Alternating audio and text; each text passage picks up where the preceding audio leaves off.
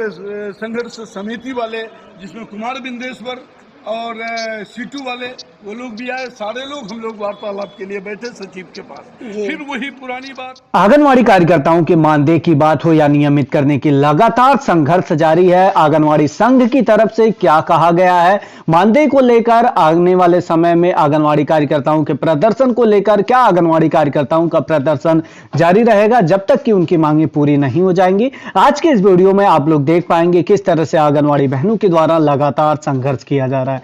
क्या अपडेट है आप लोग जान पाएंगे। जाइए, आप लोगों को कुछ किया जाएगा। इलेक्शन से पहले आप लोगों को कुछ किया जाएगा।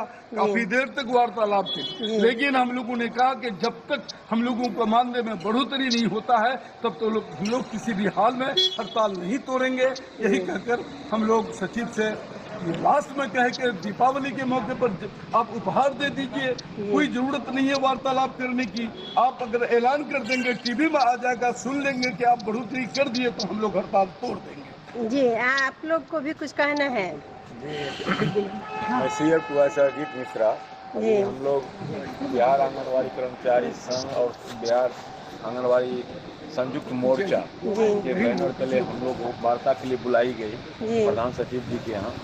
जल्दी जल्दी सब आदमी बोलिएगा, सेवका को क्या क्या संदेश आप लोग देना चाहते हैं। इस संबंध में बातचीत हुई और वही राग पुनः दोहराया गया कि आप लोग हड़ताल से वापस आ जाइए, सरकार सकारात्मक।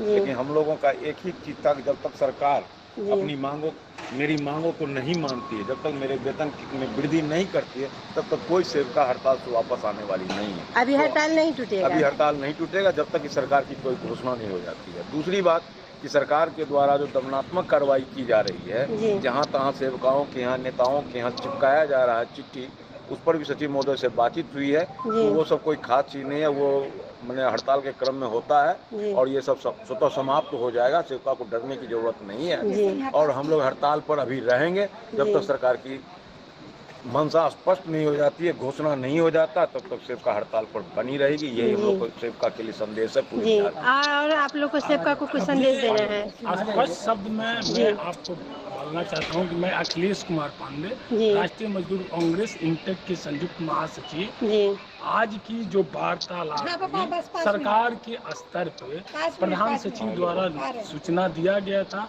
मैंने स्पष्ट रूप से सरकार से कहा कि जो भी वार्ता आप कर रहे हैं, इस वार्ता में सबसे पहले आप श्रम कानून को भी अगर देखा जाए तो उसको फॉलो अप नहीं करते हैं, यानी एक न्यूनतम मजदूरी को नहीं दी जाती है। सरकार को स्पष्ट हमने कहा कि जो काम करते हैं उनको न्यूनतम मजदूरी की व्यवस्था हर नागरिक को करने की जवाबदेही है। हम तो सरकार के अंग हैं, वो अभी व्यवस्था नहीं होती है। तीसरी बड़ी बात जो है कि अगर हमारी मांग को मानदेय के साथ साथ आने वाले समय में हमको भी प्रमोशन, ग्रेजुटी, पीएफ, ईएसआई के लाभ देने की व्यवस्था अगर सरकार नहीं करेगी, तब तक हम इस लड़ाई को अग्रसर करते रहेंगे। लेकिन फिलहाल अभी आज की प्रमुखता से मेरी मांग थी कि आप हमको मानदेय की बढ़ोतरी कराएं और ये सब कंटिन्यू करते रहे, हम लोग आपके साथ लड़ाई को आगे बढ़ाते रहे। इस सब बातों को सरकार को ध्यान आकर्षित जी। आप लोग भी सेवका के बारे में कुछ कहना चाहती हैं। सेवका को क्या बोलिए। बिहार प्रदेश आंगनबाड़ी कर्मचारी संघ तो वार्ता हुई, एक एक बिंदु पर चर्चा किया गया, लेकिन 3 बार जो वार्ता हुआ, तीनों बार में लोगों ने एक एक बिंदु पर, सभी संगठन द्वारा एक एक बिंदु पर चर्चा किया गया कि हम इतना सरकार का काम करते हैं, बिहार सरकार का काम करते हैं, केंद्र सरकार का काम करते हैं, हम लोगों को जीने लायक मजदूरी नहीं दी जा रही है। इस पर सारी एक एक बिंदु पर चर्चा किया गया, लेकिन सरकार का ये एक ही बात कहना है कि आप लोग हड़ताल को तोड़ दीजिए। आप लोगों का सकारात्मक सरकार विचार करके रखी है, मानदेय में वृद्धि किया जाएगा। लेकिन सभी संगठनों द्वारा यह कहा गया कि नहीं, जब तक घोषणा नहीं होगा कि कितना मानदेय सरकार दे रही है, तब तक हम लोगों का हड़ताल जारी रहेगा।